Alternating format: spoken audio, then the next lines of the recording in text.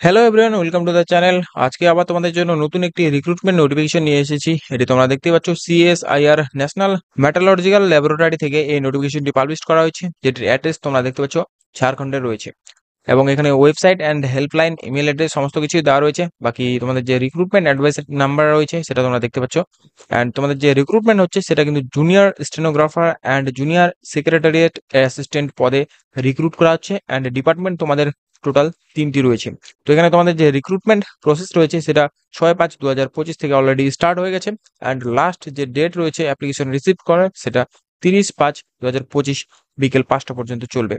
তো যাই হোক, এখানে বেশ কয়েকটি পদে ভ্যাকেন্সি রয়েছে, তো সমস্ত কিছু আলোচনা করবো। তার আগে তোমরা চ্যানেলে নতুন হয়ে থাকলে অবশ্যই চ্যানেলটিকে সাবস্ক্রাইব করবে, কারণ এরকমই আমি government of India and government of West বেঙ্গলের যে সমস্ত রিক্রুটমেন্ট নোটিফিকেশন গুলো হয় সেগুলো সমস্ত কিছুই এই চ্যানেলে আলোচনা করে থাকি। তো এরপরে তোমাদের যে সমস্ত রিক্রুটমেন্টের ভ্যাকেন্সির কোয়ালিফিকেশন অ্যান্ড আদার ডিটেলস গুলো সেগুলো নিয়ে আলোচনা করবো। তো এখানে তোমাদের যে কোড নাম্বার দেওয়া রয়েছে সেটা তোমরা দেখতে পেয়ে যাবে।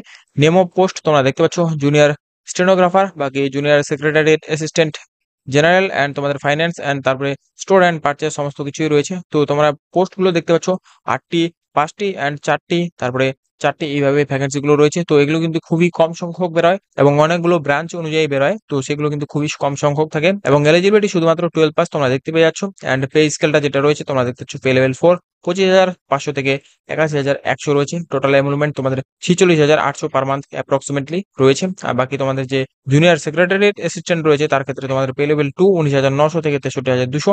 টোটাল যে এমপ্লয়মেন্ট রয়েছে সেটা 35,000-এর মতো তোমরা পেয়ে থাকবে। তো এলিজিবিলিটি যেটা তোমাদের বললাম, 12 পাস শুধু চাওয়া হয়েছে। আর অবশ্যই স্টেনোগ্রাফি তোমাদের কিন্তু জানতে হবে, স্টেনোগ্রাফি পোস্টের ক্ষেত্রে। আর বাকি যে সেক্রেটারিয়েট অ্যাসিস্ট্যান্ট রয়েছে তার ক্ষেত্রে শুধুমাত্র কিন্তু 12 পাস প্লাস কম্পিউটার টাইপিং স্পিডটা থাকতে হবে, আর কম্পিউটার নলেজটা কিন্তু অবশ্যই তোমাদের থাকতে হবে।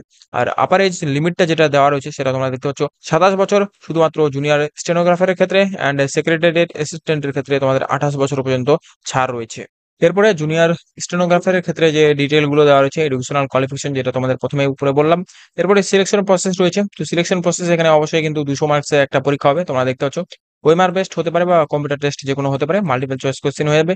আর তোমাদের যে ল্যাঙ্গুয়েজ রয়েছে হিন্দি অ্যান্ড ইংলিশ রয়েছে। আর এক্সামের যে স্ট্যান্ডার্ড রয়েছে সেটা 12 বেসিস হয়ে থাকবে। আর কোশ্চেন তোমাদের থাকবে 200টি question.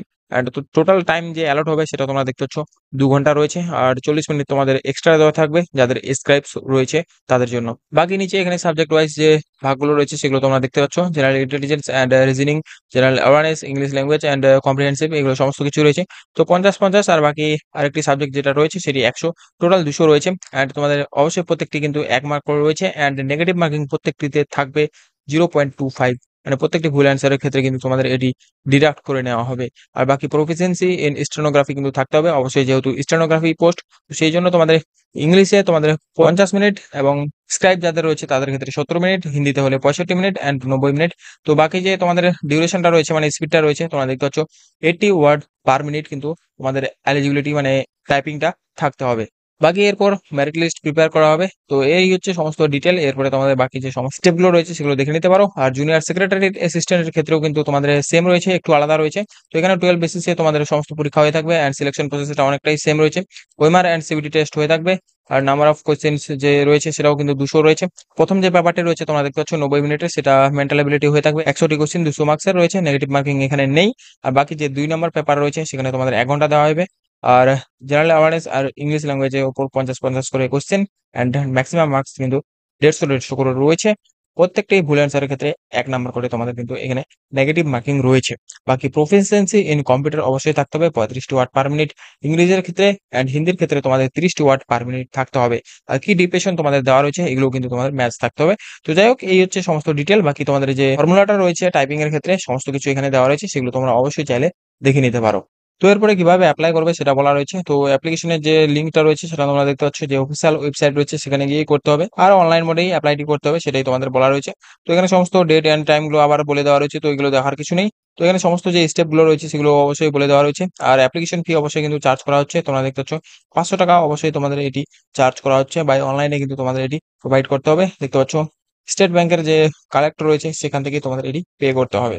R SC, ST, PW, women are CSIR যে এমপ্লয়ি রয়েছে তাদের ক্ষেত্রে কিন্তু কোনো রকমের এখানে অ্যাপ্লিকেশন ফি চার্জ করা হচ্ছে না, সেটাই বলা রয়েছে। বাকি এখানে স্টেপগুলো বলে দেওয়া রয়েছে, সেগুলো তোমরা অবশ্যই চাইলে দেখে নিতে পারো কি, কি ডকুমেন্ট রিকোয়ার্ড রয়েছে অ্যান্ড তোমাদের এটি কিন্তু এটি তোমাদের অবশ্যই স্ক্যান করে আপলোড করতে হবে। বাকি এই সমস্ত রিকোয়ারমেন্ট যে ডিটেইলগুলো রয়েছে সেগুলো অবশ্যই তোমরা দেখে নিতে পারো। নোটিফিকেশনটি আমার টেলিগ্রাম চ্যানেল অথবা অফিসিয়াল ওয়েবসাইটে তোমরা পেয়ে যাবে। তো যাই হোক, এই ছিল আজকে ডিটেইল নোটিফিকেশন। নোটিফিকেশনটি টোটাল 30 পেজের রয়েছে। তোমরা দেখতে পাচ্ছ এখানে 30 পেজের এই নোটিফিকেশনটি আলোচনা করা সম্ভব না। তোমরা অবশ্যই চাইলে দেখে নিতে পারো। আমি সমস্ত এলিজিবিলিটি ক্রাইটেরিয়া অ্যান্ড ইম্পর্টেন্ট যে ডিটেইলস গুলো রয়েছে সেগুলো তোমাদের সঙ্গে তুলে ধরলাম। তো আশা করছি ভিডিওটি তোমাদের ভালো লাগছে। ভিডিওটি ভালো লাগলে ভিডিওটিকে একটি লাইক অ্যান্ড চ্যানেলে নতুন হয়ে থাকলে অবশ্যই চ্যানেলটিকে সাবস্ক্রাইব করে রাখো, কারণ এরকমই নতুন নতুন গভর্নমেন্ট যে জব আপডেট গুলো রয়েছে সেগুলো আমি এই চ্যানেলে শেয়ার করে থাকি। তো যাই হোক, দেখা হচ্ছে পরবর্তী নেক্সট নতুন জব আপডেটের সাথে।